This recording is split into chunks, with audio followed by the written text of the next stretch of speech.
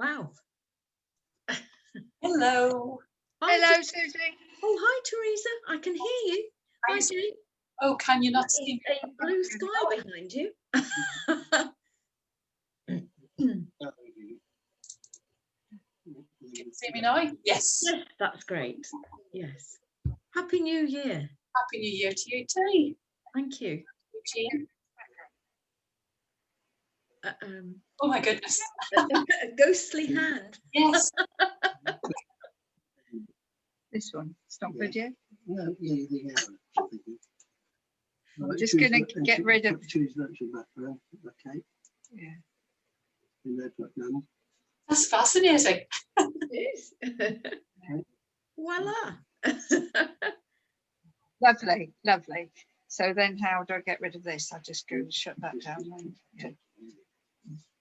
Could you turn the main light off then? And I'll put this one on because Did you have a nice Christmas? it looks like I did. down on us. Thank you. Yes. Did you? Yes, thank you. I did actually. Yes. Yeah, in Really spite of it lovely. all. Yes, indeed. No, it was Yeah. very, Sorry. been a relaxing Pay few attention. weeks. Yeah. Good, good. All right. So do you think Shell's forgotten? I haven't heard from her. I have checked my phone about half an hour ago, and no messages. She's maybe walking the dog. Something like that. Yes, the dog might be having a funny 5 minutes. My dog. My You dog. have a dog? No. I Ah. have a dog. Perish thought. No, my daughter has just got a pup. She and her husband, and oh, it's the cutest looking thing. Really, it's a cross between a Lhasa Apso and a Bison fish and something else that I can't remember. Oh. But it looks like a doll. It looks like a teddy bear or something. You know, it's absolutely gorgeous. But they are taking the training of this puppy so seriously. Yes. Well, honestly, you wouldn't be given a baby any more time and attention and training than this puppy's getting.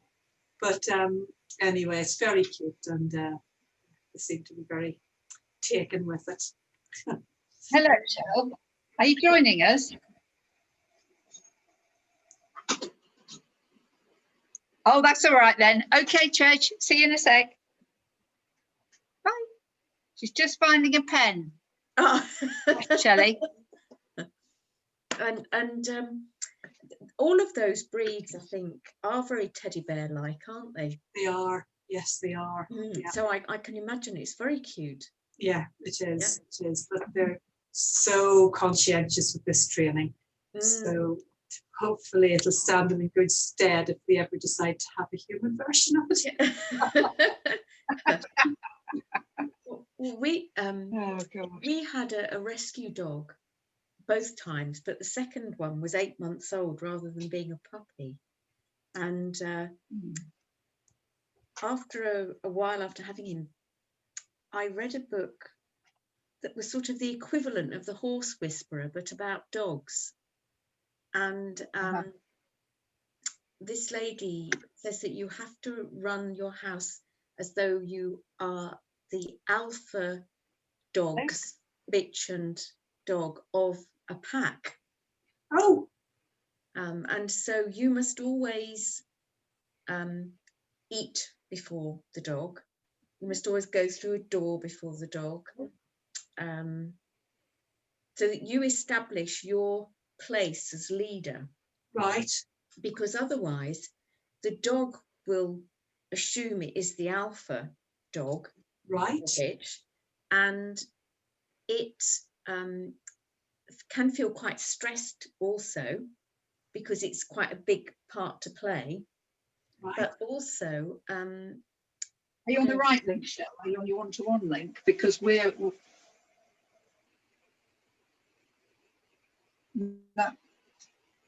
Yeah, that's the right one.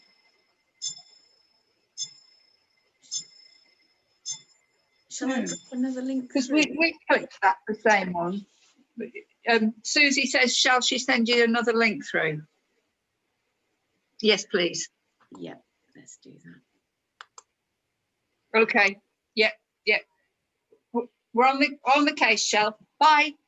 Okay, Yeah, she says it's just not letting her in. right. Let's have another go at sending the link.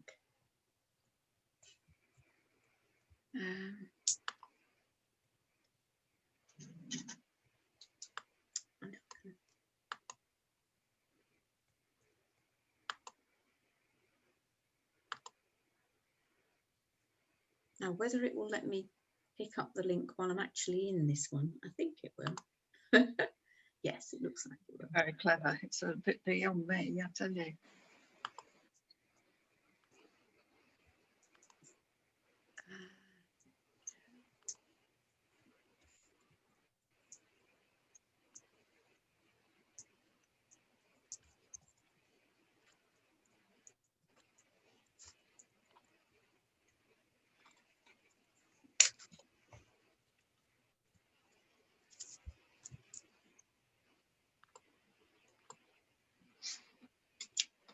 Right, that's just gone. So hopefully we'll be okay. But he was a very cheeky little dog, and if we didn't sort of establish this pecking order, he would take liberties. Right. So I have to tell Catherine. it was a great book. Can't remember not the dog, the horse whisperer. I think it was the dog listener. Oh, right. Yeah. Right. And you think it's the right way to do things, training a pup? Well, he was he really responded to that way of being, because we found that if we went on holiday and my mum and dad would sometimes look after him. Oh, here he is, Shelley. He would come back and he would take a few days. Hi. Hello, Shelley. Happy New Year. I was sitting here from like 5 to 6, and it looked like it was all going to go through, and then obviously it didn't. So sorry about that. Hi, Teresa. Hi, Shell. It's Where's Jane? Jane's obviously, that's Jane's conservatory. Oh, she's there. All that talk of dogs, and I just realised I'd got my dog's tea ready, but I hadn't given it to her because it was hot. And I thought I'd better just go and give it to her because John would just never realise. So yes, she's now tucking into a freshly roasted chicken thigh over there.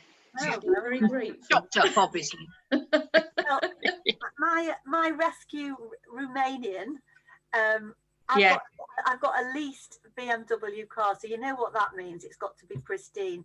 She's ignored the headrest of the back seat, so the stuffing's coming out of it. And not only that, she's taken 2 brackets out of the sides of the boot. So I just think the car's wrecked, and I've only had her 7 weeks. Oh my gosh! And the house is getting wrecked too. I mean, it's a nightmare. But anyway, sorry about that. What age is this dog? Yeah, Shell. 4, I think. She's not young. She's 4. She's 4 years old, all right. Yeah. The habits are in the Teresa. Anyway, sorry to hold you up. Happy New Year, Susie. Yes, Happy New Year. How was everyone's Christmas? It was good. Yeah, it was. I had a good Christmas, actually. Did you? Oh, good. Yeah, very good. Thank you. Christmas Day was very nice, actually, despite the fact that Catherine wasn't here or James. So, but Charlotte was here, so it was fine. It was good. It was really nice, actually. And I just had my mum, and it was very quiet, and it was okay. It was fine. Yeah. It's fine. And did you make her linseed tea every day, No, Shell? I didn't. No, I didn't. I relented. I think that's good, because it really needs the water in place Yeah. before No, doing seed tea. yeah. No. Yeah. Right. So, Mm. anyway, Well, my water intake did fall off a bit in favour of other beverages, yeah. but I'm now getting back to it. Me too. Cheers. I did find it was the mince pies with me, I'm afraid, but Was it, Shell? and the dog ate the chocolates you sent me. The dog ate the whole. You're not supposed to tell Susie that I sent you chocolate. I didn't get one. She ate the lot. Not one. Oh my goodness. Yeah, I had to put soda crystals down to make her sick. But you were saying there was lots of magnesium in the gel. I didn't get one. Oh my goodness. Oh dear. Oh, So. I did have that happen years ago, where I was sent chocolates through the post, and I understand that they were beautiful, organic, wonderful chocolates, and all I found on the doorstep was a piece of shredded paper with an envelope. And I sort of wondered to myself what it was. And a few days later, the lady who'd sent them from the Isle of Man messaged me and said, "Have you had a parcel from me?" Well, I might have done. Unfortunately, I think my dog might have got to it first. And she said, "It was organic chocolates." Oh dear. Did feel awful. But, How disappointing. yes, very. But she has dogs herself, so she did understand. Well, mine ate an avocado as well, and another box of chocolates. Very, very poisonous for dogs, avocados. Really? That was £78 at the vet. That dog, nightmare. Yes. Normally you have such gorgeous, well-behaved dogs as well, Shelley. I know. She's lovely, but I'm going to have to. I've just joined the Dogs Trust Dog School on Zoom. Want to do something? Or she's going back. Anyway, I was just reading all my notes before you started. I was going through all my little notes. God, you're such a good student. I need to do that. I need to recap. And I have been, a bit, but I want to go back, and because 2 weeks, which has been full of a lot of other things, is a long time to sort of, so I think it'd be good to go back and think, so I'm going to do all of that tomorrow, because we can't do anything else. Yeah, exactly. Yeah. Is there anything that you'd like me to recap now, off the top of your head? It was just, in the last one about the wheat, we never discussed gluten, but we were just discussing the other two things in wheat, the lectins and the glidins. Yes, the gliadin. Glidins. So can you just go over that again, just quickly? Yes. Let's see. I can probably grab a presentation, actually. Just a second. The wheat lectins. It's just really how they're in wheat. They're just in wheat, but not in. Are they still another in grain? Yeah. Are they in spelt as well? No. Oh right. They're not. Where have I put you? Because after that, at my one-to-one, we were discussing that, and I'd bought some spelt bread from Waitrose. Yeah. But you told me to check it, Susie, because although it says spelt bread or whatever, it might still have wheat in it. Some wheat in it. I haven't, it's still in the freezer and I haven't eaten it, but so I am going to look at that. Yeah. Yeah, no, it does, Jane, because I've bought it as well, and it. Oh, have you? Yeah. It does have wheat in it. Oh, do you know what proportion it is, Shelley? No, I can't remember, but it did. It definitely has wheat in and something else. Oh yes, it's okay. It's screen sharing. Yeah. Oops. Is that the one that they sort of one they bake themselves, Shell? Yeah, I think so. Yes. So yeah. you don't. I don't think you get the ingredients listed on the packaging, do you? Oh. It did tell you there was wheat in it, though. Get it? Yeah, I think it has to do that, hasn't it, Teresa? Because That's what it is. oh, that's, yeah. So protein of prolamine.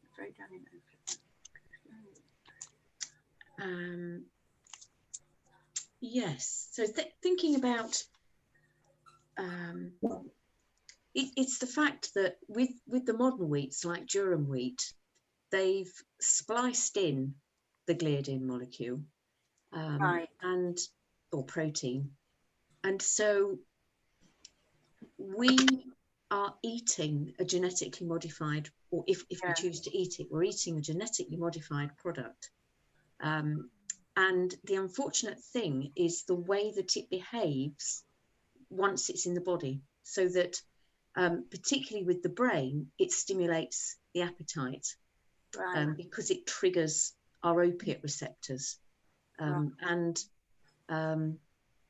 that can cause people to eat far more because of that appetite stimulation than they really, really need. And what we know is that in winter, our appetites are stimulated anyway because of the darkness, if you like, and the lack of light. Yeah. So in winter, it's even more significant. And also, it stimulates the production of the zonulin, as it mentions here. Now, normally, your gut cells are tightly packed together. They're not when you're born, because when you're born, they're slightly open. You have an open gut. And what that open gut has the gaps for is to allow antibody molecules from mum to be able to pass through and into the bloodstream. And the unfortunate thing is that if a baby gets weaned very early onto products like wheat and dairy, you know, and away from things like rusks and so on, away from their breast milk, whilst they still have this open gut, then they can access the bloodstream and set off the immune system reactions. And this is why so many babies now, you know, in the last 20 years have suffered immune system reactions and been very, very sensitive to wheat and dairy. But so it's a similar scenario with an adult, in that if you get that zonulin trigger, you get an open gut, a bit like a baby has. And the agglutinin from wheat germ can actually access the bloodstream and again contribute to those immune system reactions. So when they added this in the 60s, what was the purpose of doing that? Because it's not fortifying the wheat, is it? It's no. Actually no. Somebody's made a very, very, you know, interesting decision to add that. Yes. I can't honestly say, except that I think there is a general agreement that food manufacturers do not necessarily have the general population's health and well-being at heart. And so if your appetite is stimulated by something, oh, I see. So you'll which encourages you to eat more of the product you've bought, or more of other junk foods that a manufacturer might be producing, then that's quite desirable. Right, I see. Because a lot of wheats, you know, are fortified sort of in a weird way, aren't they? They take all the goodness out and then put it back in and add, you know, they tell you they're adding niacin and all sorts of things to the wheat, but there's no point really to do that. They're not, you can't really digest them properly, I don't think, can you? No, because if the fibre, and you know, if we had the whole wheat grain and you know it hadn't been altered, and we are not too sensitive to gluten as some people are, then that would not be such a bad thing. And obviously if we were still eating spelt, again, that would not be such a bad thing because it's so much lower in gluten. And so where they've modified and created this sort of hybrid wheat that's very hard, very high in gluten, very elastic because of the high gluten content, it means that they can produce this very desirable doughy product, which is very kind of edible and tasty in the moment, but naturally would have B vitamins like niacin in it originally. But what's the point in taking it out and then spraying back, you know, an artificial form? So is this more prevalent in things like white bread, or is it just across the board with all breads, really? Well, I think a lot of them certainly have much of the fibre taken out, and you know, you can get 80% sort of wheat, can't you? There's various percentages of wheat with the different amounts of fibre left in it. So some is true whole grain, and some of it is less so, less brown, if you like, all the way down to white. Okay. But certainly spelt is a different species altogether, really. Right. Okay. Thank you. Or the original wheat grain. So we mentioned the autoimmune responses last time, that are, you know, just a few of them, and the unfortunate thing is that the intestines can become very, very inflamed, and water can leak in, contributing to a picture of urgency and diarrhea. Because you get a two-way path, you know, with the open gut. So agglutinin, bit of a list here, very inflammatory, not particularly digestible to humans.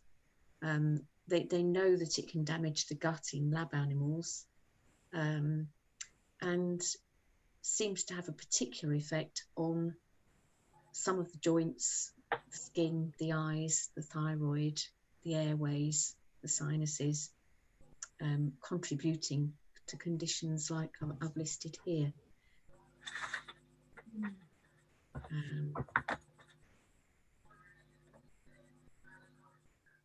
But obviously everyone has their own individual genetic makeup, and so, you know, different families find that different areas of their body are more prevalently affected.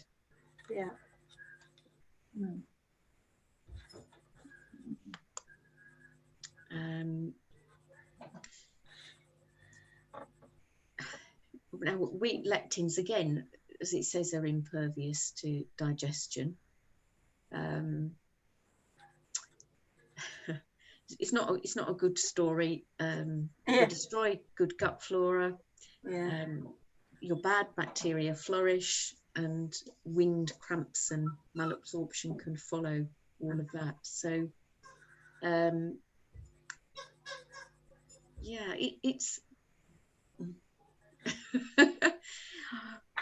I know I haven't mentioned gluten, but there's plenty of other things that Yeah.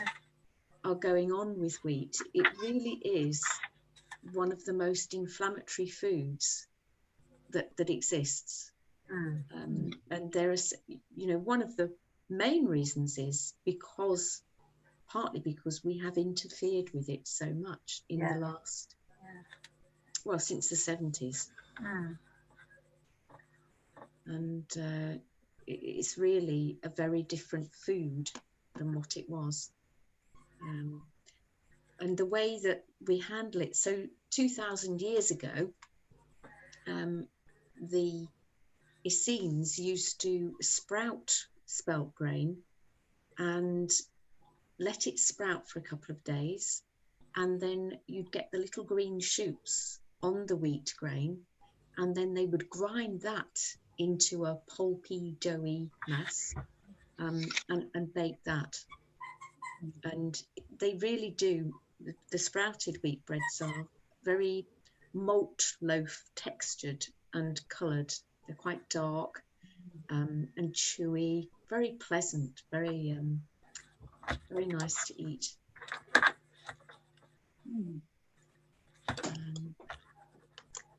So Okay. Thank you. Yeah. Thank you. it's I'm afraid I don't have much good to say about wheat. You don't say. Sorry about that. Yeah. And of course, it's not just, as we were discussing in our one-to-one, Susie, it's not just bread, is it? You know, it's everything that normally, you know, the normal flour I would use is wheat flour. So, pastry, Yorkshire puddings. I'm just thinking of what I've made over the last fortnight, you know. Yeah, but I'm definitely going to have a go at trying to cut wheat out and monitor the effect. I think it'd be really interesting.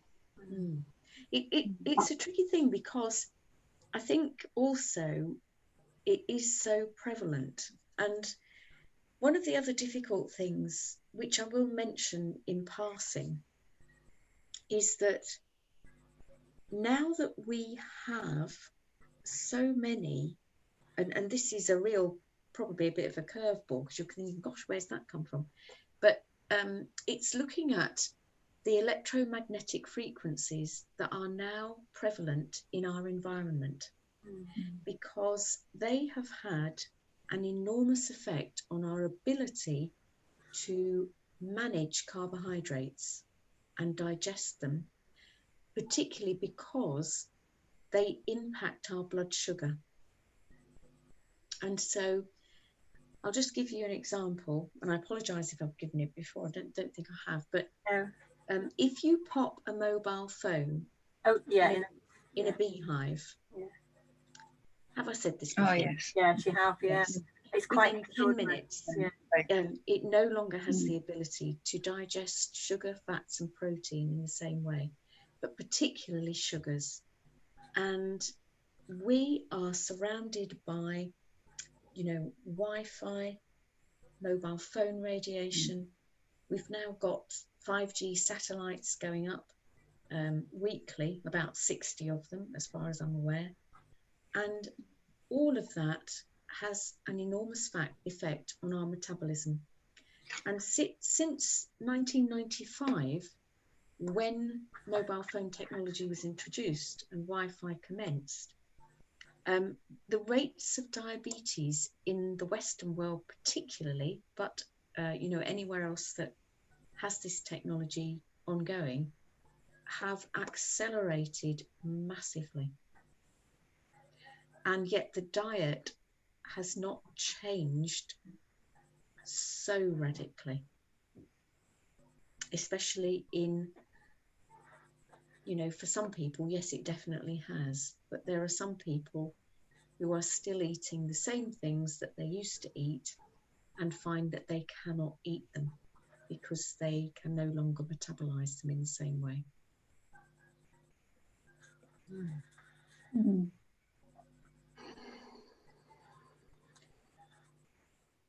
How would you know, though, Susie, if that was happening to you? Well, I suppose it would, well, I don't know, show up in your bowel movements, presumably, or your indigestion. Well, I think there are things like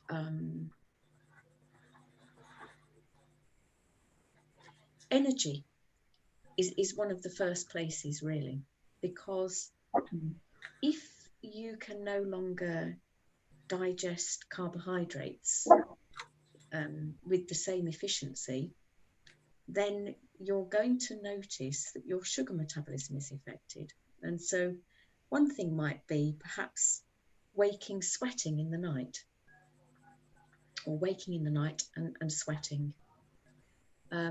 It might be that you find yourself having a lull after eating a meal, particularly one that's high in carbohydrates, for example, so that your energy dips significantly. Gaining weight would be another one, you know, a sign that your metabolism is not as efficient as it used to be.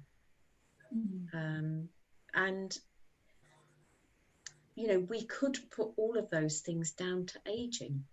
We could, but there is research that shows that ever since we started getting in front of laptops, and I think that was around the late 1980s in particular in the workplace, that in fact it possibly might have been early 1980s, thinking about, no, hang on, early mid to late 1980s, that they know that rates of obesity started to raise and weight gain.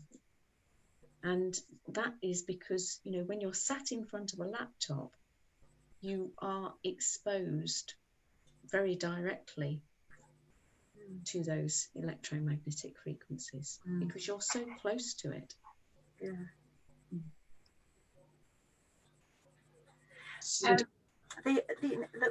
When we talked about this in the last session, I was trying to remember the name of the little discs I got, and the shungite. It's shungite, and you can buy them to put on your computer. Yes. And your mobile phone. So I have got some. I'll send you two some. Thank you. So you can put them on your phone. It's supposed to help break down that EMF, the EMF, really. It's all such an integral part of life, isn't it? Today. It is now. Yes, it is. And young people just are on them all the time, aren't they? In pockets. Even if they're not, you know, they just don't get away from them. No. Well, and even in the current climate, you know, everyone's saying, well, not everybody, but the vast majority of people are being told to work from home if they can. And you only work from home if you're on a laptop or, Right. That's right. Yeah. It's very, very, tricky. So presumably urban dwellers are much more badly affected than people in the countryside. Well, yes, because we're okay, Shelley. we are far more exposed to the masts. Yeah. And even in the last 2 months, we have had a 3G antenna in the village updated to 4G, and then we've had a 5G antenna installed at the edge of the village. Gosh, right. Yeah, and it's very disturbing. I'm surprised the Aquis residents weren't all up in arms doing petitions. I was. You were? Yes, I managed to raise 40 odd residents to protest. 40? 40. Oh dear. There is such a lack of awareness of what this technology is doing.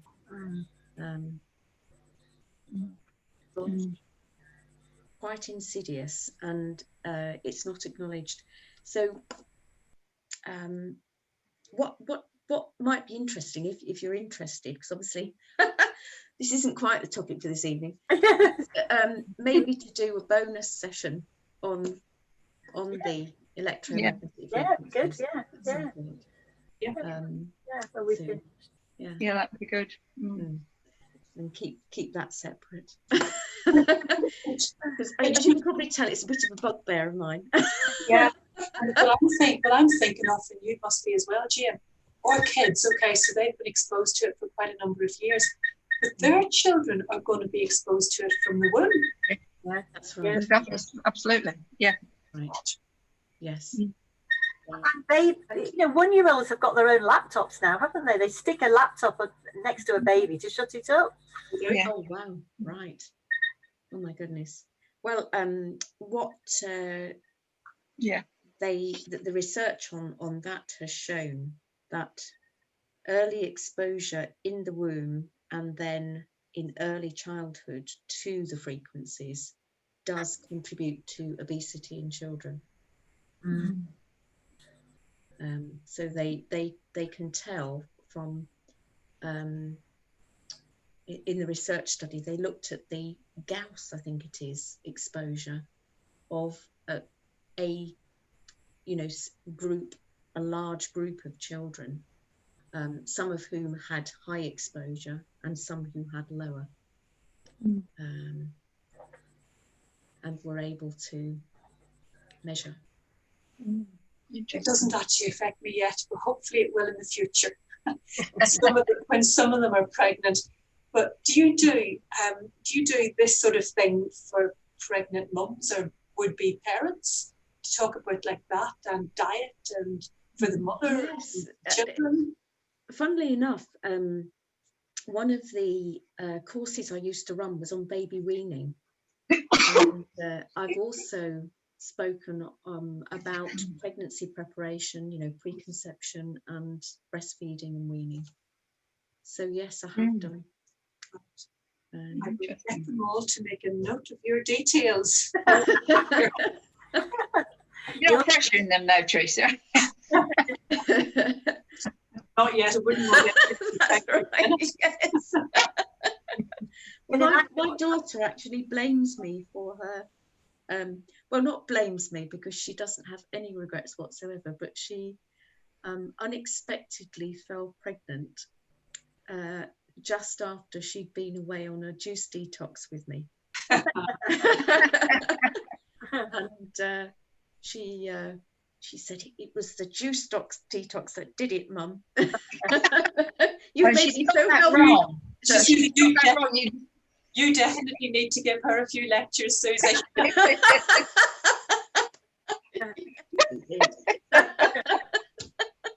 Oh dear. Well, if that's the effect of juice detox, count me out, girls, because I'm not up for that anymore. Oh dear. Oh. Now then, let's moving on. Right.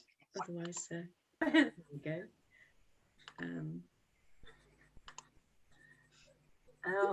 Oh yeah.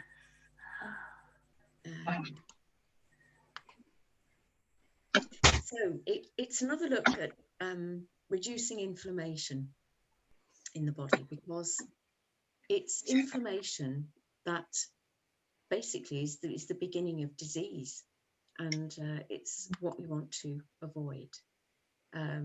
So we've obviously had another review of wheat, because with Christmas, obviously there's so many possibilities where it could jump in. Yeah, and did. And so did you try anything different or new over Christmas and New Year? Yes, I did a chestnut and cashew nut roast as my Christmas dinner. And it was delicious. And I did a chestnut casserole, a Rose Elliott chestnut casserole, and I've done it twice since Christmas because I love it so much. It's such a lovely recipe. So I have really tried a few things, but obviously I don't eat meat anyway, so I'm looking for different things. Yeah, chestnuts are gorgeous, aren't they? Yeah, so nice. I only wish there were a few round here to go and raid in the autumn. Yeah. Yeah, so yes, I have tried, but it was, some of it was just traditional stuff, so you just do, yeah. I knew what my mum wanted really, so I just did it. It is lovely also to have those traditions, isn't it? Yeah. At Christmas, and to enjoy the ritual of the food and the company, and it is lovely.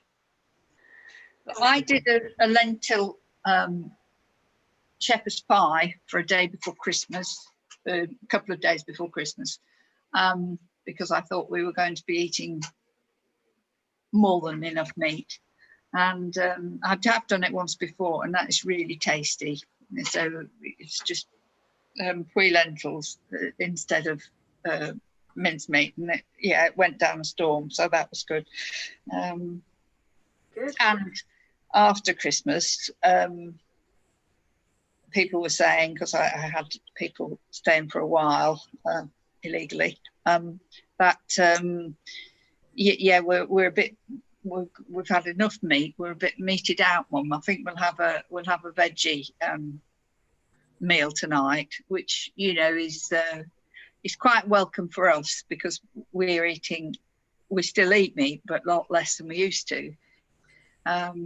So yeah, I passed the kitchen over to others and just cleared up the mess afterwards, which was considerable, but anyway. Yeah. We've been doing all your breakfast suggestions, Susie, and we both love them. That cashew cream thing is lovely. Don't know if you've tried that, girls. No, I haven't. I've got some cashews to do that with. Yeah, it's lovely, Jane. It's really nice. John, actually, if I hadn't soaked Susie's muesli the night before, he said, "Where's my muesli?" And then I did that. It was basically like an apple crumble, only it wasn't the crumble topping; it was the almond kind of spongy kind of topping on it. That was very nice. So, Good. So, wow. Yeah, I'm really enjoying that muesli, Susie. Really. Oh, that's good. I like it. Yes. Yeah, with a half a grated apple on, and it's really. Yeah. In fact, when it's soaked for a couple of days, I enjoy it even more. Yeah, it's good. Yes, it becomes very palatable. It's lovely. The soaking, I think, it really all the flavours sort of merge, don't they? Yeah, it's very nice. So, Susie, actually, John has been helping himself to some of the linseed tea in a jug in a fridge. Wow. You said at the beginning, and he said he appears to like it. For a man who, as you know, has a bit of a sweet tooth, although he has cut down on that. But you said at the beginning here that really before you introduce the linseed tea, you need to get the water in. So he had been upping the water intake along with me. So is that something that you need to be, are there things you need to be careful about when you're taking linseed tea? Well, it's only that what it does is it gets the bile flow going. And because of that, you really need the water there before, at least some water anyway. And I think John was drinking some water in any case, wasn't he? Yeah. Because you don't want to cause diarrhea. You just want to support the bile flow. Right. And when people are very, very dry and you put linseed tea in, or people who have tried, it's been my experience that it's not always a positive experience. Oh, right. But, I've been trying to hold John back, believe it or not. what's that? Sorry. I've been trying to hold John back from the linseed tea, Oh. just in case, you know. So that's interesting. Good. Yeah. Mhm. It's very, very hydrating, Mhm. very soothing for the gut. Mhm. But you do need the water there Right. as well. Okay. You know, it's a little bit like, I'm trying to think. I suppose it would be like using a drain cleaner, but then not flushing it. Oh, I see. So it sort of gets stuck. Yes. It would be trying to shift something in too concentrated a way. And that could contribute in itself to some inflammation, which causes a clear out. So whereas if everything is flowing already, then it's going to support it in a different way. It's got something else to hold on to. I don't know if that makes sense. It's very difficult to describe. No, it does. Yeah. Yeah, got you. Because you want, yeah, I think that's probably the best way of putting it. Okay. Right. I'll move on. So dairy and alternatives we're going to have a look at this evening, and a bit of critical thinking around dairy. So again, not just saying, oh, don't eat dairy, it's not a good idea, but why is it not a good idea? And looking at other calcium sources, because one of the fears that can come up around shifting away from dairy is that it is a good source of calcium, and actually there's quite a lot of research to refute that.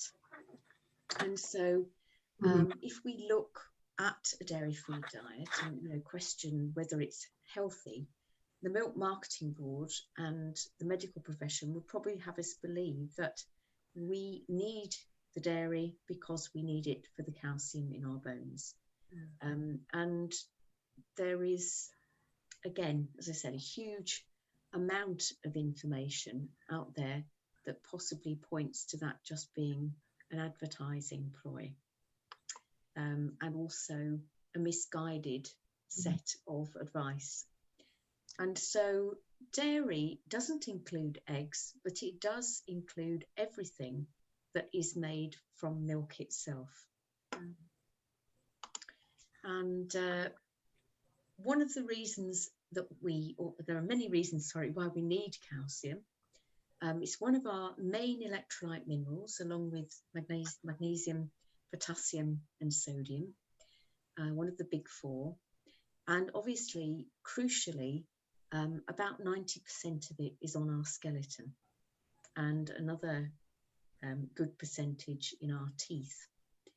I'm not sure if it's 94% on the bones.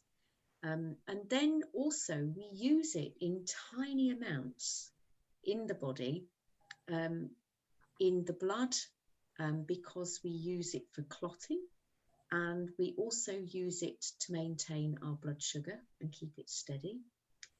Obviously, it's used with our nervous system, because calcium helps to relax the nervous system and sodium helps tense it.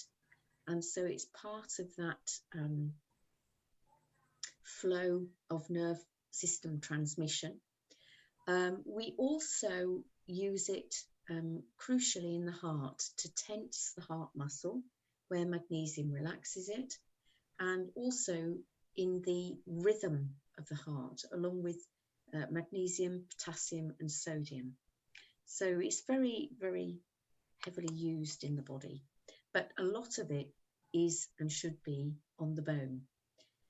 So looking at why dairy might be a problem, it's a very, very different composition to human milk. And if you look at the milks, in actual fact, goat's milk is much closer in composition to human milk than cow's milk is.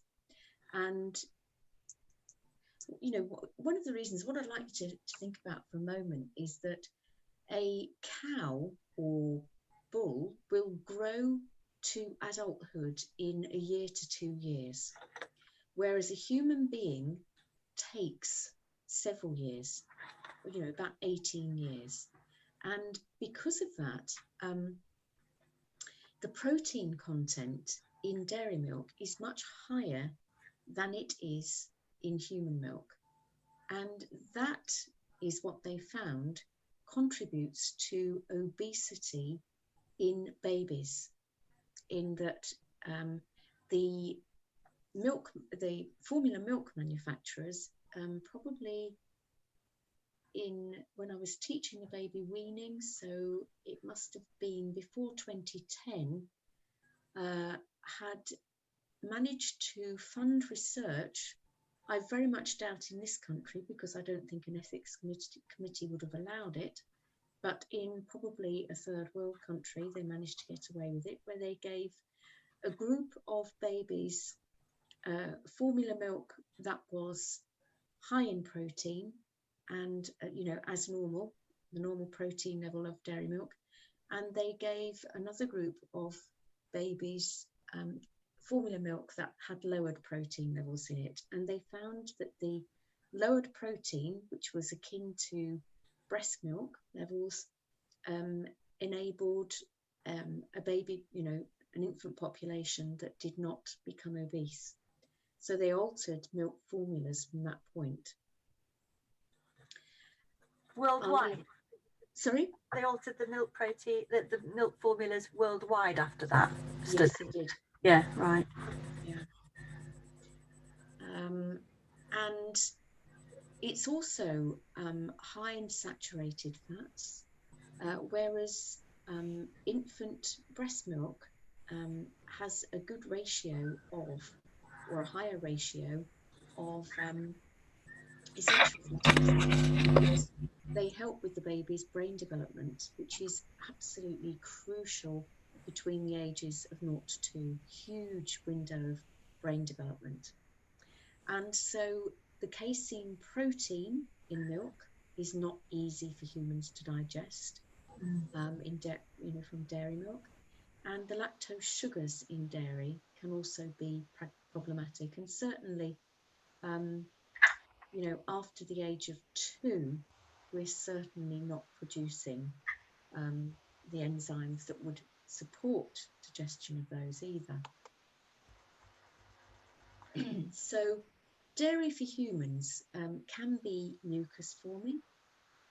And so a lot of people find that if they take dairy out and they have a sort of post-nasal drip, that they find that can improve enormously. It is known to cause allergic responses. And so again, some people find that hay fever improves if they cut out dairy and drink water usually as well. Dairy protein is high, as we said, or protein levels in dairy are high. And as with animal proteins of any kind, that acidosis can cause calcium loss from the kidneys. It also impacts on the body's ability to keep a steady pH on the other side into alkaline, because dairy is high in sodium. So it contributes to raised acid levels in the body when your body is wanting to be in an alkaline state.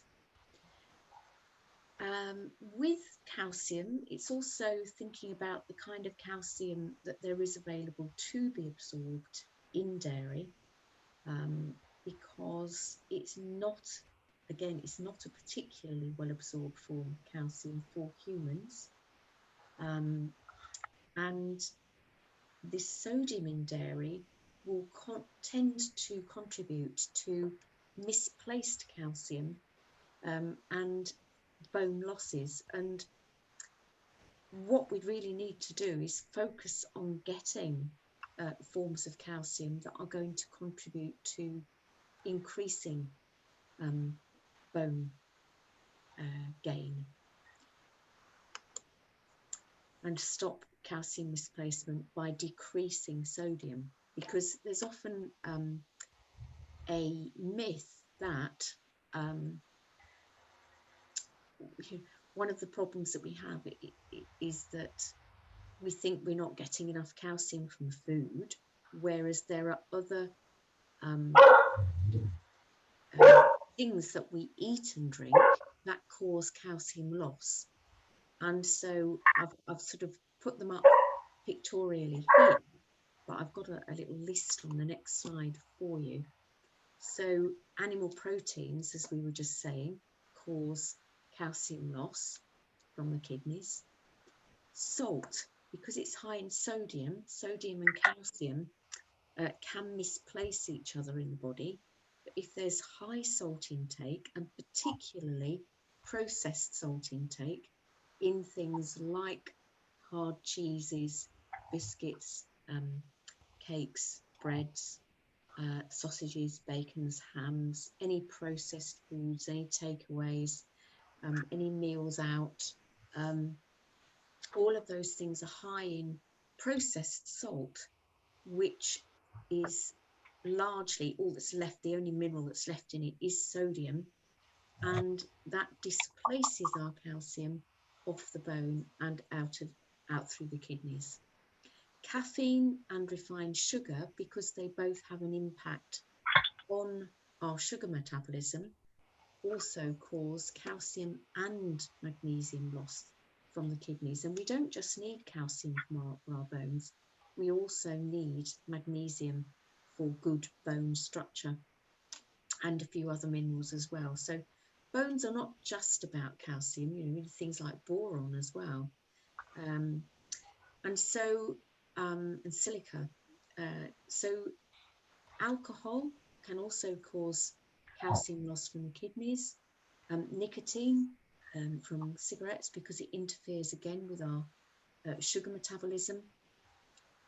Antibiotics and steroids, particularly of drug intake, can cause calcium loss from the kidneys. Steroids in particular have a major impact on the kidneys. And lack of sunlight, vitamin D, because vitamin D has a huge effect on our calcium metabolism. So it's not just about, you know, putting calcium back in. It's what else is causing calcium loss from the kidneys. And one of the things that we have a problem with when calcium is misplaced, because firstly it will get lost from the blood, which your body is, you know, using the calcium to manage blood sugar, and maybe from the nervous system. So the nervous system can become quite tense. People feel a bit jumpy, get restless legs, this kind of thing, cramps. Then also, obviously, once we get to a stage where we're starting to lose it from the bone, which the body will resort to in a state of acidosis, where there is a lot of, you know, high animal protein, any of the others on the list coming in, then what happens is that we take it from the bones, and eventually, obviously, the story on that is that we become osteoporotic. So there are other lifestyle factors that contribute to that, and physical inactivity, they know, is one of them. So just a walk every day is going to help, you know, put calcium back onto the bone. Movement of any kind, you know, whether it be some, you know, gentle yoga, is going to support calcium going back into the bone. Even just you know, fairly strenuous housework where we're actually moving the body is going to help. Any kind of movement. The worst thing that we can do is sit in front of a laptop all day, as you were saying, when you're working from home. And so we're saying about lack of sun exposure, and vitamin D, you know, it's been mooted. There's research that's shown it's so important with symptoms of acute illness like colds, like influenza, and the current situation that shall be nameless.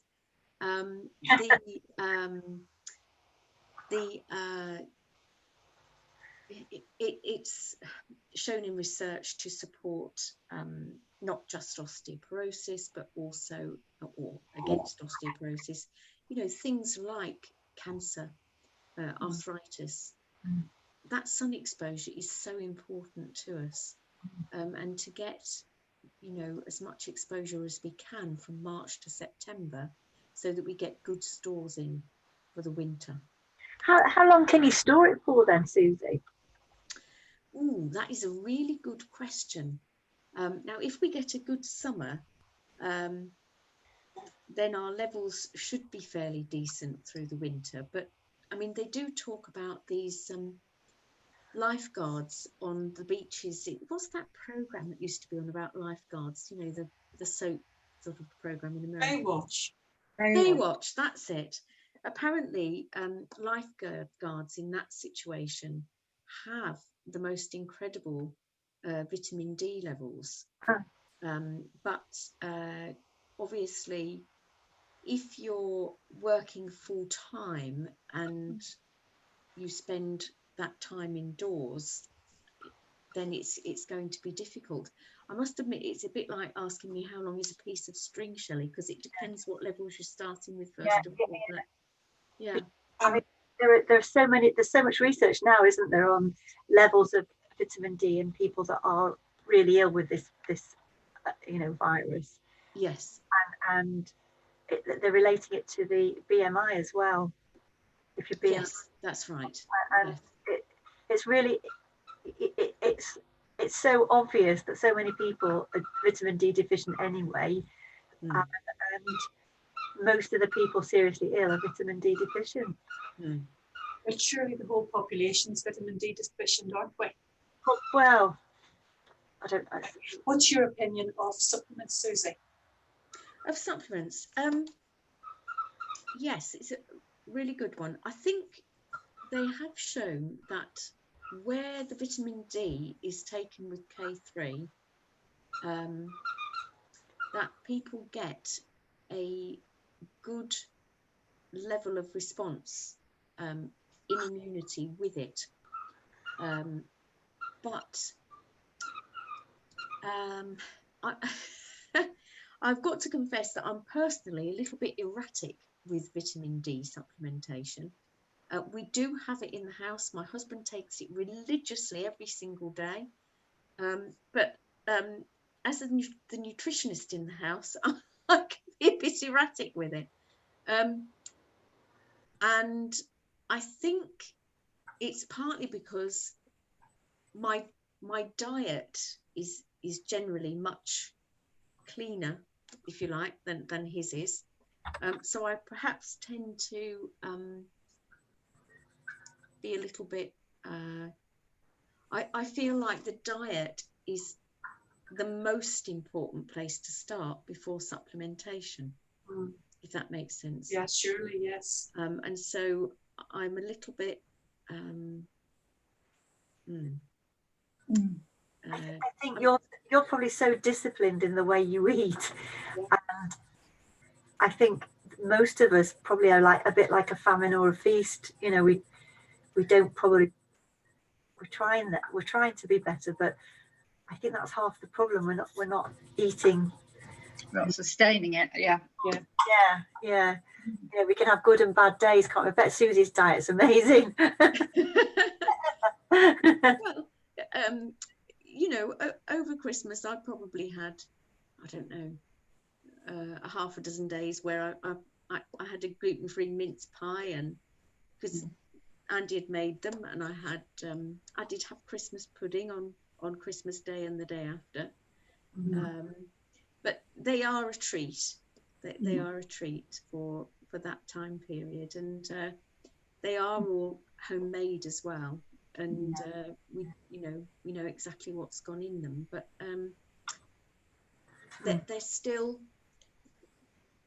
refined sugar really is one of the worst things for your calcium levels, and so it's one of the reasons why I keep it to a minimum.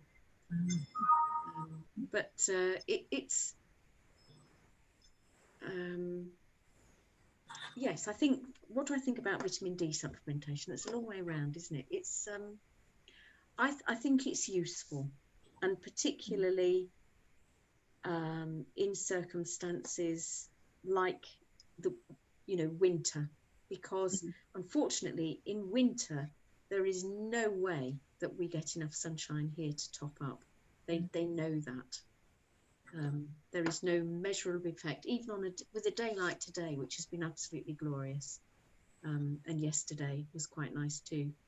There is no way that the sun is at a level, or that we can spend enough time in it in the cold to top up our vitamin D. That's interesting. You see this the slide you've got in front of us at the moment, Susie. I can't see, because can't make what just to explain the difference between legumes and vegetables. Yes. What in legume are things like your lentils and other pulses. So your beans. Pulses, yes, they're that family. Right. Whereas your vegetables are all your green leafy, your peppers, your cucumbers, goodness knows what. And so that's right, I mean, I just pinched that from somewhere because it sort of shows where the acid pH foods are and where the alkaline are. And with alcohol's right up there, isn't it? yes, it is. Yeah. So even if yes, it's sort of looking at the things that contribute to acidity, really, because it's going back to that thought of popping a tooth in a glass of Coke and it not being there in the morning because of the acids in the Coke. That we don't want our bones to be sitting in a bath of acid. We want them to be in an alkaline state so that we can maintain them and their strength and their integrity, because there is no way that the osteoporosis drugs do that. What they actually do is they prevent new bone formation, and so they stop bone loss of old cells, which means that the bone structure that you have simply becomes older and older. So they contribute to a different kind of brittleness as osteoporosis. They really are not helpful. So with dairy, there's no evidence of fracture prevention. And as you mentioned, dairy is high in sodium, so it can cause calcium loss. And it's thinking about the calcium loss and misplacement not as a deficiency so much as something that we can do something about, because it's not necessarily a deficiency in our diet. It might be other factors in our lifestyle that are contributing to the calcium misplacement or loss. And so green leafy veg are absolutely an excellent source. And in the East, they have very little osteoporosis when they're still eating the traditional diet there, because it is so low, in animal protein and some of the other factors that we've mentioned. Now, the unfortunate thing about dairy is that there's been an enormous amount of research on it, well, whether that's unfortunate or not, but they do know that the IGF-1 factor, which is the insulin growth factor in dairy milk, causes and contributes, along with the high protein, contributes to a calf growing to a cow in a year to 2 years. Now, that IGF-1 has a huge impact on human reproductive tissue. And so it is a contributor, IGF-1, to breast cancer, prostate cancer, and ovarian cancer. So all three of them are known contributors. But have that as a contributing factor.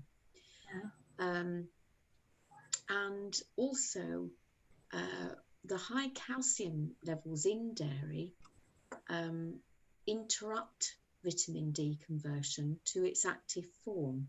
And it's particularly also because of the form of calcium that it is. So in breast milk, for example, it would be a calcium citrate, which is much gentler.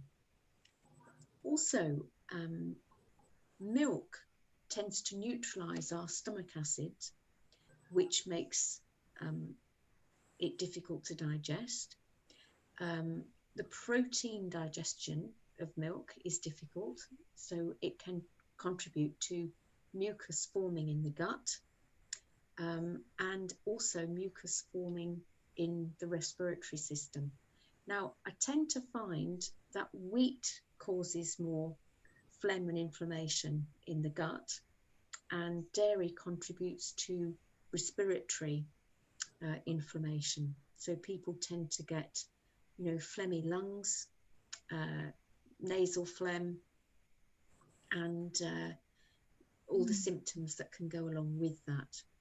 And also, where we do get mucus production in the gut, it tends to coat the intestinal wall and cut down digestion, which is a nuisance in itself that we can do without. The other thing is that where we have low levels of magnesium coming in the diet,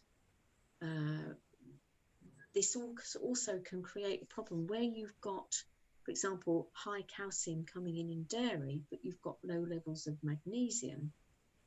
You've also got an even bigger imbalance there, because any magnesium you have got available can be misplaced. So it can contribute to magnesium misplacement. And where you've got a situation where you've got the nervous system being affected by the calcium sodium balance, because the salt is high, and you've got the nervous system triggered with things like restless legs, you've also got the magnesium calcium from muscles with cramp, and so you've got just these horrible, irritating, crampy muscles, nerves, not very happy. People find that can particularly happen in the evening when they're tired and the acid levels in the body are higher as we've gone through the day. That naturally occurs, particularly with other things that we might have eaten. So there's also 10% of asthma cases linked to food allergies with milk and wheat, where lactose digestion is more difficult, and lactose intolerance is present. We've got symptoms like nausea, bloating, cramps, and diarrhea, and well acknowledged in the sort of complementary field with babies struggling, but not necessarily always acknowledged with the medical profession, though fortunately more so now.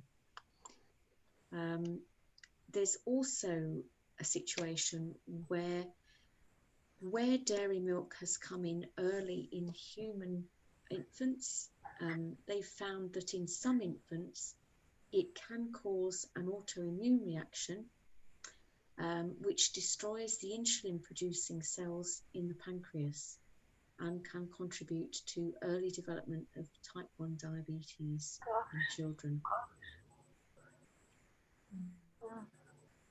Oh, pregnant ladies just need to know all this, don't they? Ideally, yes.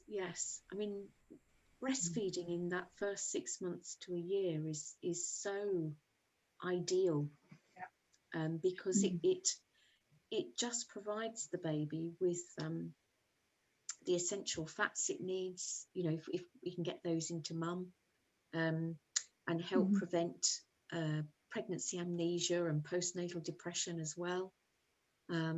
It helps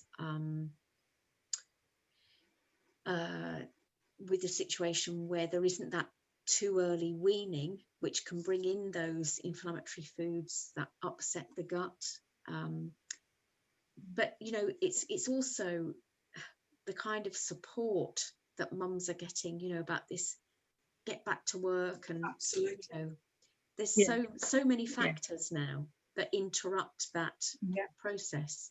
I mean, they all know that the breast is best, but it's one thing being told that, and it's another thing understanding why, like you're telling us now, why. And then the other thing, it's not an easy thing to do, is it? You know? No, so sometimes it is for some people, for maybe one out of their children, but not necessarily for all of them. I just think if you understand all this, they're more likely to persevere. Yes.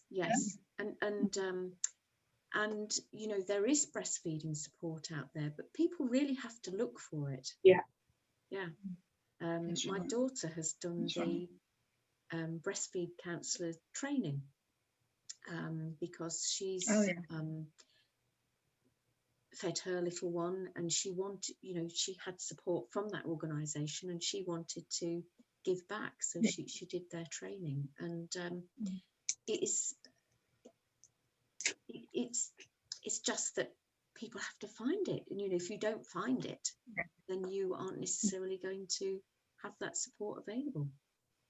And more than ever now, because oh gosh, yes, the antenatal care is just not there. No. It's not even the same. I mean, my daughter-in-law is not getting anywhere near the same care as I got 30 odd years ago, you know, and it's all online and whatever. And they did admit this Christmas that they were feeling pretty lost as to really what's going to happen, but they've now changed hospitals, and the difference in care is enormous, and they're very happy with the hospital they're with now, and sounds good. But I do worry that at her stage in pregnancy, sort of about 7 months now, you know, she should be thinking about things like this and having help, and the mechanism of how the baby sucks explained to her, and it's not there. They've got books and they're not unintelligent, but it's not the same. No, it's not the same as having that one-to-one support for latching on and goodness knows what. Yes, absolutely. And soreness and all the kind of things that mothers appreciate support with. No, it's very difficult. So dairy products, leading culprit in other issues with health, and so absolutely classic in cases of irritable bowel syndrome, poor absorption, which can lead to all sorts of problems in itself. I mean, that there are a list of bowel issues as long as your arm, really, that can be caused by inflammation, and also poor amino acid uptake as well. and digestion of them. And with the calcium, if I just sort of go through briefly with this, so we've got a bunion here, and really what's happening with an issue where we've got acidosis, because we've got, you know, acid products coming in, acid foods, contributing to that calcium loss through the kidneys, contributing to the bones thinning. And for example, we may have hips thinning where nodules are appearing on fingers, finger joints or toe joints. We may have bunions appearing. We may have certain areas in the body thinning where then calcium dumping or misplacement is taking place, and other joints are thickening and hardening and becoming unbendable. Yeah. Does that sort of make sense? Yeah, it does. Yeah. Yeah. And so it's, if we create that acidosis, that acid river through the body, rather than an alkaline state, we are creating a situation where we're taking calcium off the bone, and some of it is leaving via the kidneys, but some of it is getting dumped in the wrong places. So, for example, ductal carcinoma in situ is calcium dumping into the ducts in the breast. So That's right. I had that. yeah. And so our soft tissues are hardening rather than, you know, our hard tissues, teeth, bones, staying hard as they should do. So we want our hard tissues to maintain their integrity. We want our soft tissues to be able to maintain their integrity. And so looking at other sources of calcium here, we've got sesame seeds, 11 times as high in calcium as milk. Things like your oily fish have some calcium available. Green leafy veg, absolutely crucial, and packed with magnesium, which is carried as the molecule, such as we carry iron, heme in our blood. The green colour, chlorophyll, has magnesium as its molecule. So really high in magnesium as well, lovely for the bones.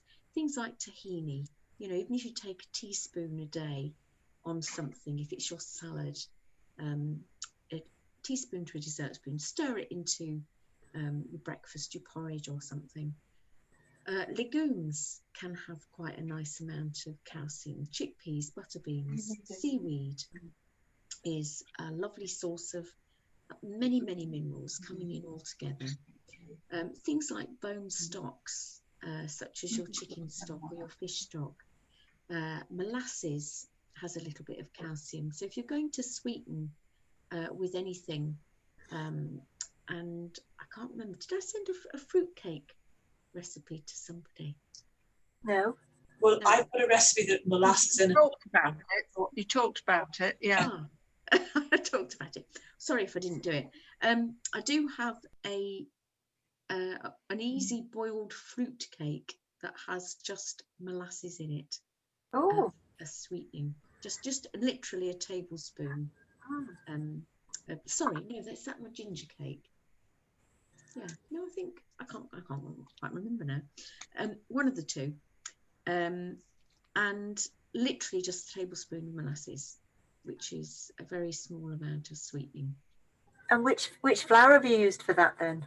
The gingerbread has Ground almonds. I'm looking at it right now. All right, ground almonds and ground coconut. So Excuse me, I'm coconut, just going to have to swap machines. Ah, okay. But I'll be back to you in a few minutes. But if John, if I leave the meeting, it's because John's got to have his machine. He's got to switch over. Yep. Okay. I'll be back in a minute. Okay. So just talking about the calcification in the breast, mine was actually hi John. Mine was cancerous as well, Susie. Yes. And so it was like a double whammy, really. Susie, Teresa, did you have that as well? Shelley, I'm sorry, I didn't catch the last bit when you said. You know, when I got my diagnosis, I had DCIS that was cancerous, and Yes. I had obviously I had the tumours as well. I had two types of cancer basically, because the calcified was calcified, but it was actually cancerous, which I think is quite unusual. But it was because a lot of people have DCIS and don't have to do anything, do they? But no, I didn't have that.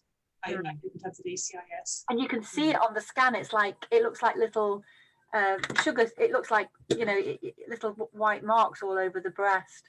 So it's obviously that it was, you know, I mean, obviously this is a long time ago, and my diet was not that good probably. And I can see now, you know, I can see probably why, but it's just it's just interesting to really take this. I used to use a lot of molasses, you know, and I like them, and I just don't use it anymore. I've never used molasses. I wouldn't know molasses if it was like a black syrup, really. It's like a black. Yes, I mean, I must admit, I wouldn't. It's not something that I recommend people use regularly, but if if there is an occasion, for example, the reason I think I mentioned the fruitcake is because of Christmas, and so it's something that you know, if you wanted a fruitcake there for Christmas, then there is, you know, the possibility of just putting molasses in it and no sugar, and because the fruit itself is so sweet. Don't need much, do you? No, it's true. You don't really need a lot of extra sugar. And so then, yes, DCIS, because they call it stage 0 cancer, and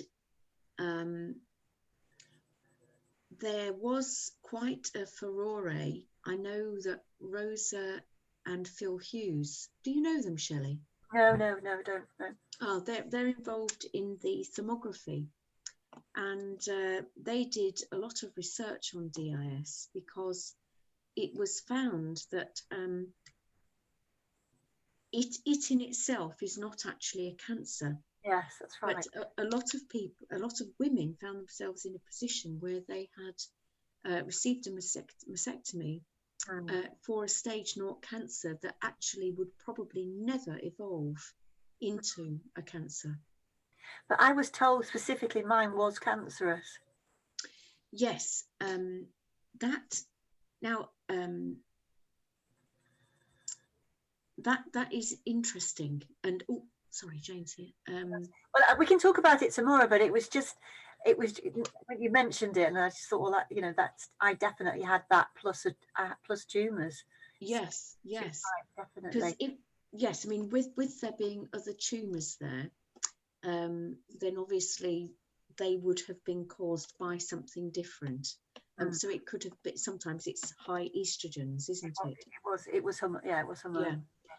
And sometimes they know it can be partially parasitic. There are, you know, a number of bacterial, there are a number of reasons. And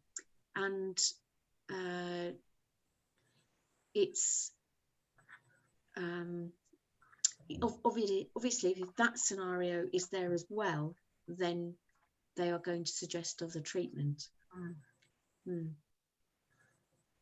Yeah, mastectomy. Yes. But the DCIS in itself alone is, I think, in about, they said 95% of cases, it's cancerous. Can you reverse it then? That's the interesting thing with calcium misplacement. In my experience of working with people with arthritis and things like bunions, Yeah. What it is possible to do is to stop any further misplacement. Right. But I have not seen, personally, I've not seen the calcium dissipate from the area. Okay. But you can live with that. Mm. That's not a problem. Reducing the inflammatory foods that contribute to the pain in a joint is the most important thing in that instance. Yeah. Yeah. So another thing we've got on the slide there is quinoa, which has some calcium in it. And doesn't parsley have a lot of calcium in it? Yes. Well, any of the green leafy herbs would be lovely. Apparently, you don't need very much parsley, and it's got as much as a pint of milk in it. You know, it's one of those, and it's nice, isn't it? Parsley. It's lovely. Yeah. Did you make it okay back in, Jane? Yes, I'm here, but my camera doesn't work on my laptop, so I'm with you in all but. Oh, okay. All right. Sorry, Jane. We were just chatting. We were waiting for you. Oh, sorry. Have I missed what the bottom right-hand photo was of? Next. That's quinoa. No, the one at the other end, Susie. Have you discussed that? Oh, sorry. Yes, that's bone stocks. So fish stock. Oh, right, fine. Yeah. With some calcium, and available from the bone. Now, soy is not a great replacement for dairy because soy is a goitrogen, which obviously is not great for the thyroid, and also soy milk can contain phytates, which we've also mentioned in terms of grains. That it's something that prevents mineral absorption.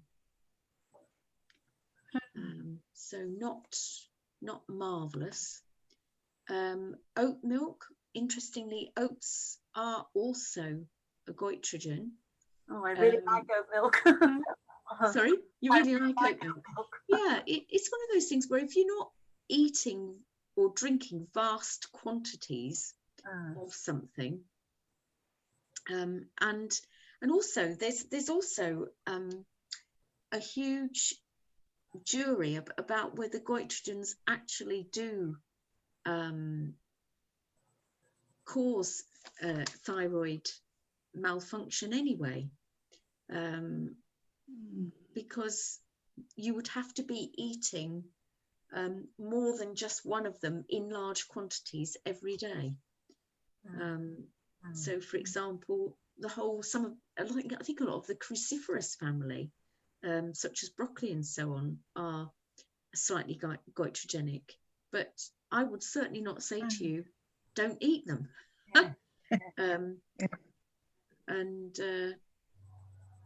So would they give you an overactive thyroid, or would they just interfere? No, they reckon that goitrogens can reduce thyroid function, but it's not particularly been my experience. But soy, I can feel dubious about, partly because of the fact that so much of it is now GM. Yeah.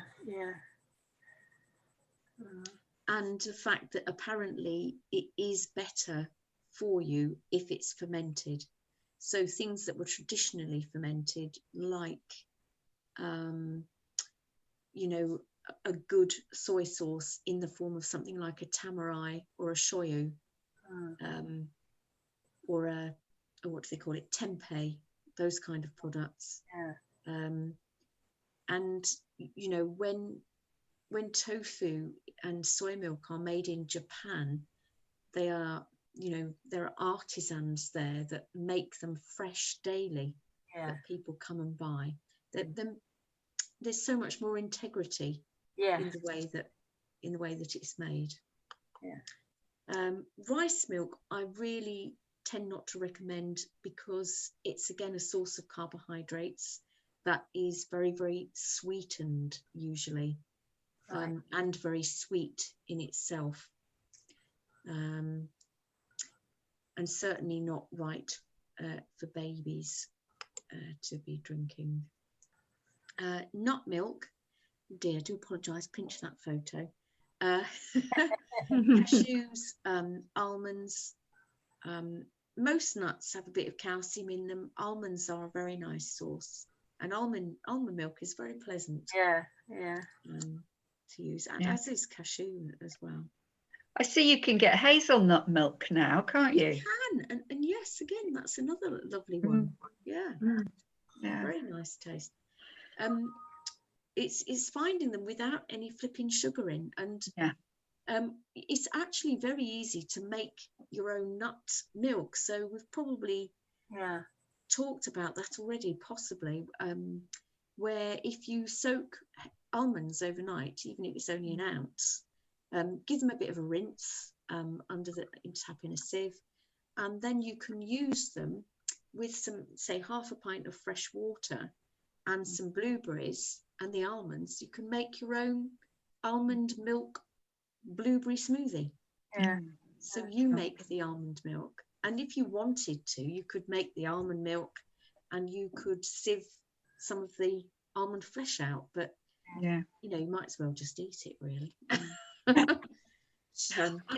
I discovered on my shopping expeditions just prior to Christmas that Lidl, of all places, sells cashews, almonds and pistachios loose, so you can buy them there.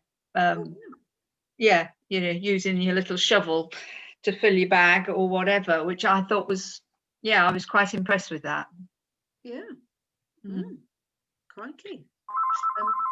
You probably know that where you've got a fast turnover like that, they're going to be like fresh as well. Yes. And so just in summary, it's also thinking that processed salt and sugar are going to have a big impact on our pH.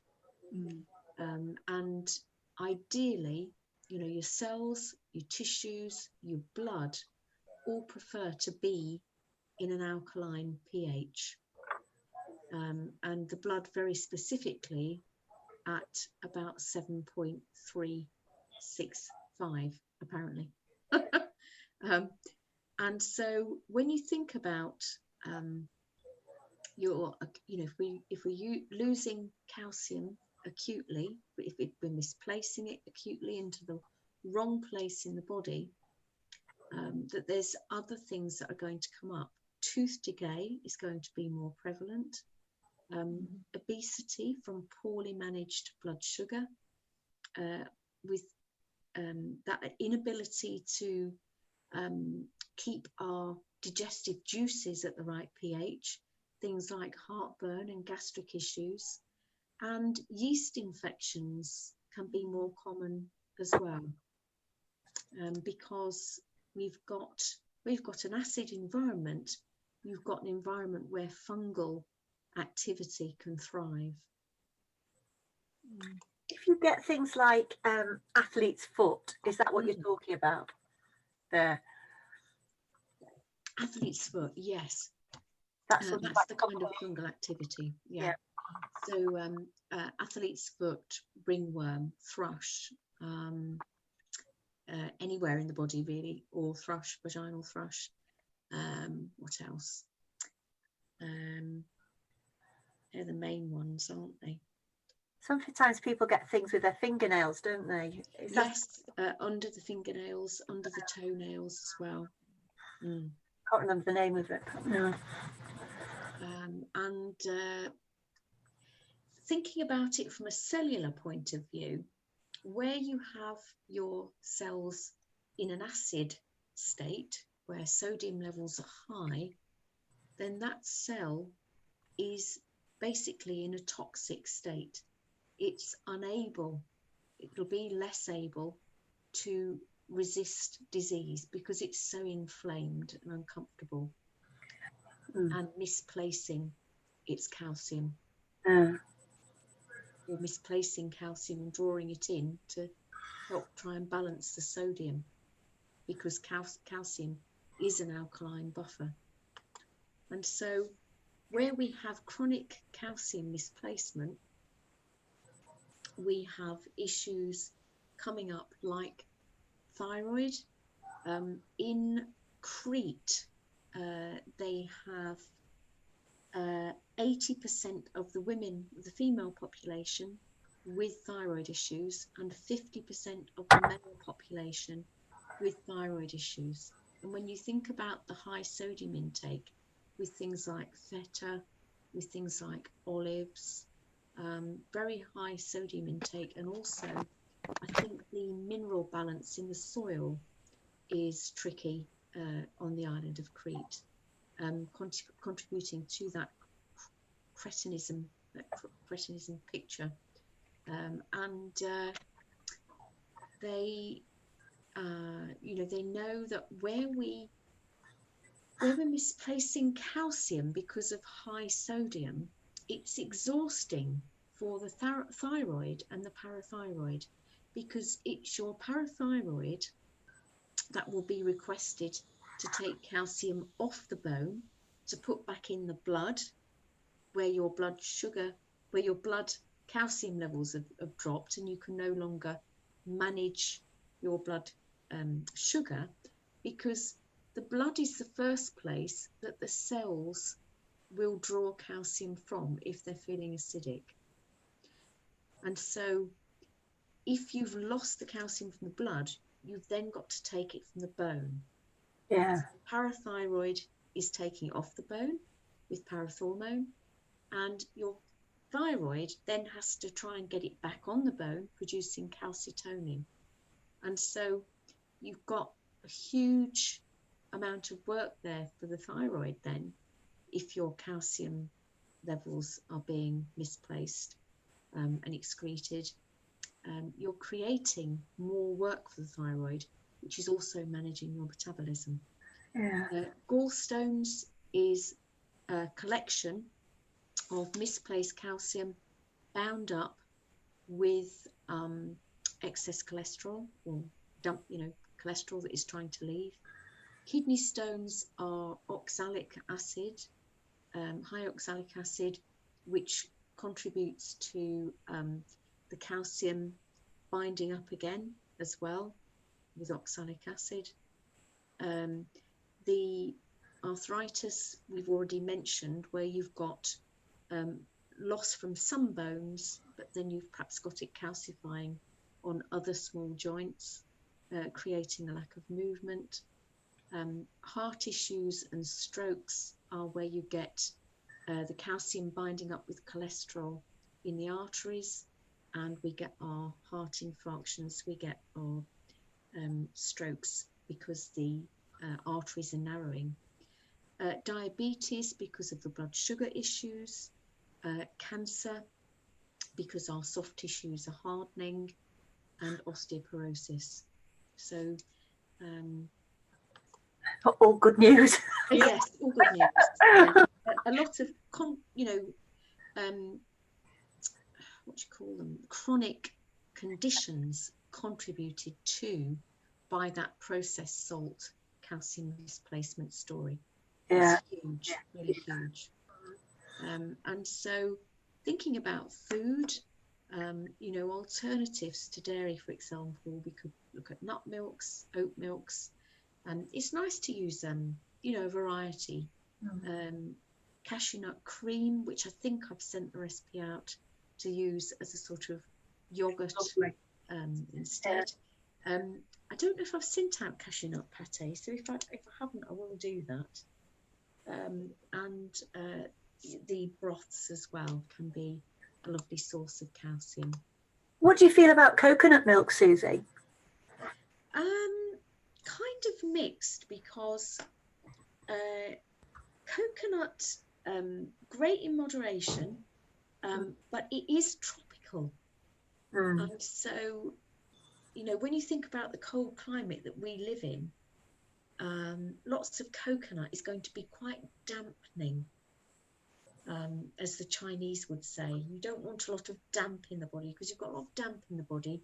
You get mucousy, you get very yeasty, you get kind of fungal type things going on, and snotty, all that kind of thing going on. Too much damp. Yeah. But I use quite a lot of coconut, like coconut cream and stuff in like curries and things. I mean, I don't eat them very often, but I tend to do coconut based curries. Yes, yeah. So it's that thing again where, you know, if it's not a daily event, Yeah. it's not going to have the same effect. Right. Okay. Any other thoughts? Oh, it's very interesting. Too much information? No, it's just really interesting. I mean, how much I've taken? It's just, yeah, it's boggling, isn't it? It's mind-boggling. It is. Yeah. Well, I've really enjoyed the session. Well, I've enjoyed all of them, Susie. That goes without saying. But yeah, it's very much food for thought. I mean, over Christmas, I had oat milk and almond milk and semi-skimmed cow's milk in my fridge all the time, because various people in the household wanted various or drink different things, you know, or use different things. Yes. And I think I must. I mean, my daughter's a huge advocate of oat milk, almond milk, since she sort of gave up dairy. So yeah, but I'm obviously, with my particular problem, it's very interesting, because I told you before, I was put on cow's milk at 3 weeks old. So yes, it does make you really think about the long-term effect of that. And of course, it presumably, you know, back in the late 50s, it wasn't known then, but no. But yeah, it is very, very interesting. So thanks for all the information, and I'm going to get cracking on some of these recipes. Yeah. Thank you very much. And Tracy, when you think of your history of thyroid, you know, and my sort of almost addiction to salty type of savoury food. Yeah. You know? I'm thinking, why have I got such an affinity for salt? What is it about me? Is it just a habit? Is it just a bad habit? Is it an addiction, like other addictions? Or we've all got to have one addiction, haven't we? Yeah, I know, but it rather didn't cause all those things. But it does. It's over 30 years, isn't it? You've had that issue. It is about 30 years. It was after Charlotte was born. Yeah. Yep. It was. I was so skinny. God. You were, I remember. I know, exhausted. Yeah. You were, and hyper, and really hyper. Well, apparently so, but I couldn't see that. Yeah. Yeah, everyone was telling me I was going at 100 miles an hour. And I thought, what are you talking about? Yeah. And now I've gone underactive, of course. Yes. So that's another interesting topic, isn't it? Yeah. Well, it's been really nice to get together again. I've missed it. Yeah. It's lovely to see you all. Yeah, thank you. Thanks, Susie. I mean, you've really gone over tonight. Sorry. I have no. I'm really sorry too. No, really. Well, I could see you all night. It's really interesting.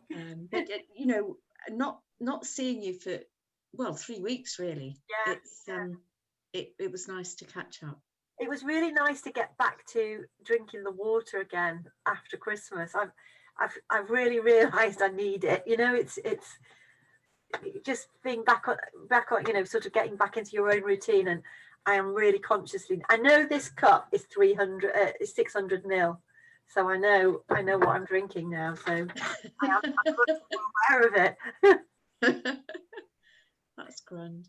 And I really tried January too, girls. So I thought that's an interesting exercise, because I didn't intend not to drink water. I thought, you know, I've got my levels up quite nicely now, and you'd asked me to try and increase that, Susie. So, but it didn't happen.